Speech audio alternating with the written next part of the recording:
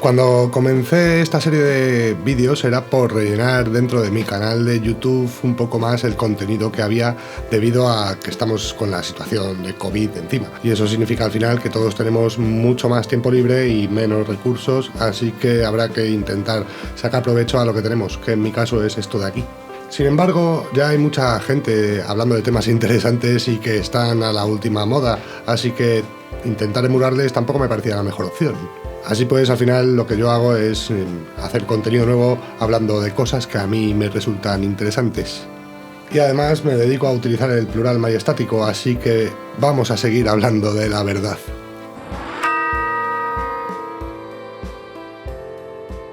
¿De qué iba el capítulo de hoy? The world is a college of corporations. Ah, sí, las corporaciones de control de la verdad. Sin embargo, este episodio no es sobre ese tipo de corporaciones, es sobre nuestra experiencia y el cerebro. No obstante, vamos a empezar introduciendo ese concepto que era lo que decía en la presentación. Supongo que lo que hemos hablado en el capítulo anterior de esta serie, que la verdad es algo que se puede calcular con un software, es algo bastante mejor que lo que hemos tenido hasta ahora.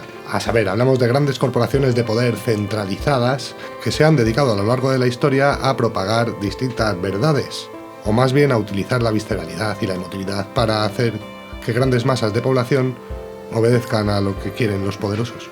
Al final, estas grandes corporaciones, que ya hablaremos de ellas más adelante, hablamos de religiones, naciones, tradiciones, culturas en general, se han dedicado principalmente a lo largo de la historia del hombre a propagar el pensamiento mágico y la creencia en dioses como única verdad existente. Y cuando hablamos de pensamiento mágico no estamos hablando de que te gusten mucho las novelas de fantasía o que te gusten mucho las películas en las que salen magos lanzándose hechizos con varitas mágicas. No, hablamos básicamente de una forma de pensar que conlleva que aquella persona que observa sucesos en el mundo los explica por cosas que no tienen un fundamento real, sino que tienen un fundamento imaginario. Sin embargo, evidentemente, esa idea de un mundo que trasciende al nuestro y que es superpoderoso, creador del mundo, interventor en el mundo o simplemente observador del mundo real, no parece una verdad muy asumible. Y el hecho de que se haya repetido insistentemente a lo largo de la historia del hombre en distintas tradiciones, culturas, etc., tampoco nos va a explicar qué es lo que está pasando. O sea, nos están hablando de que hay un montón de hombres capaces que han llegado a acceder a una realidad que está más allá de la realidad observable, que resulta ser un mundo oculto e incomprensible para el resto de los seres humanos, que la única opción que tienen es obedecer mediante la confianza ciega o la fe en la idea de que existe algo más allá de la experiencia en la vida.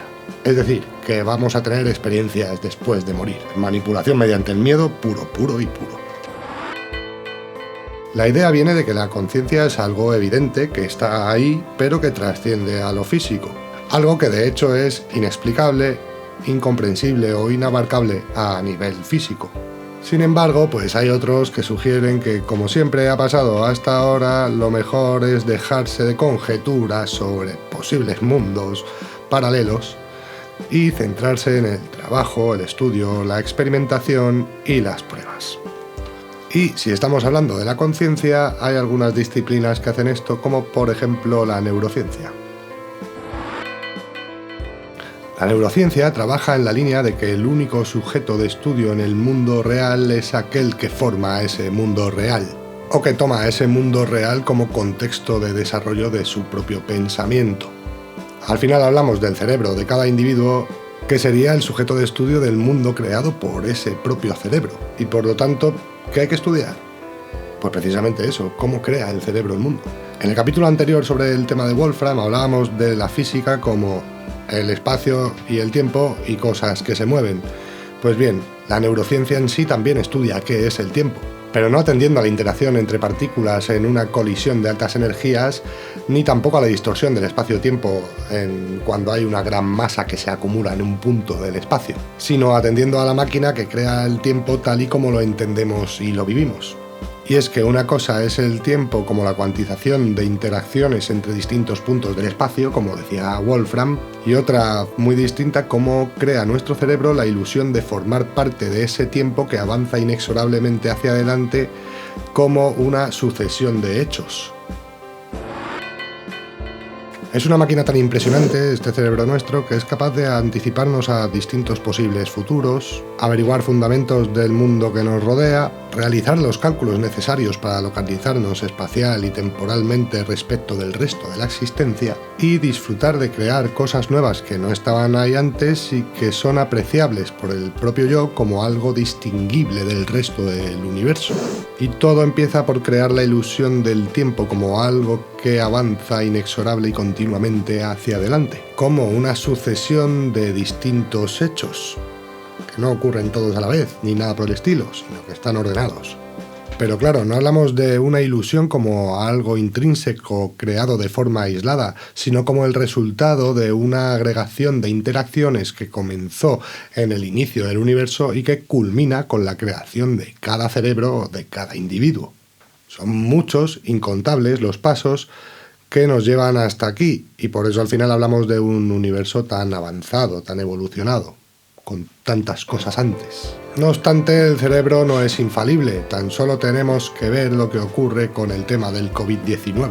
Ya no es que mucha gente piense que el virus lo ha creado el ser humano en un laboratorio o que otra mucha gente piense que es un castigo divino. Es que directamente hay gente que piensa que se lo va a curar tomando lejía. Hasta el punto de que el presidente del país más poderoso del mundo puede llegar a sugerir que se cura así, tomando lejía. ¿Qué está pasando ahí? Bueno, pues evidentemente que por muy avanzada que sea la máquina, cuantas más veces la reproduzcas para sacar distintas unidades o sujetos de esta misma máquina, pues al final va a haber más probabilidad de que alguno de ellos falle. Si partimos del hecho de que esto es aplicable a cada neurona o incluso a cada proteína, tenemos por claro que ningún cerebro puede ser infalible y que además es bastante probable que muchos de ellos funcionen mal. Además de que vemos que otros muchos de ellos, probablemente la mayoría, se utilizan mal. Al final lo que estamos viendo con todo esto es que la verdad no es algo unitario, una sola cosa, sino que hay distintas verdades, y esto trasciende al hecho de la relatividad en el universo o de que la cuántica pueda ser muy confusa. Tiene que ver básicamente con que somos mucha gente pensando cada uno con nuestro cerebro. Así que cada uno tenemos una percepción distinta de la realidad y la explicamos de una forma distinta, por lo tanto tenemos una verdad distinta. Y al final yo lo que me pregunto es, ¿está entonces la verdad en el cerebro de cada individuo?